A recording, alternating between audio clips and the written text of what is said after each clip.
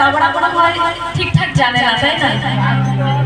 ও বাবা, সকলে মিলে একটু দু বাহু তুলে মায়েদেরকেও বলছি, যারা পেছনে দাঁড়িয়ে আছে তাদেরকেও বলছি, সকলে মিলে একত্রিত হয়ে দু বাহু তুলে নিতাই গৌর হরিবল হরিবল হরিবল হরিবল হরিবল।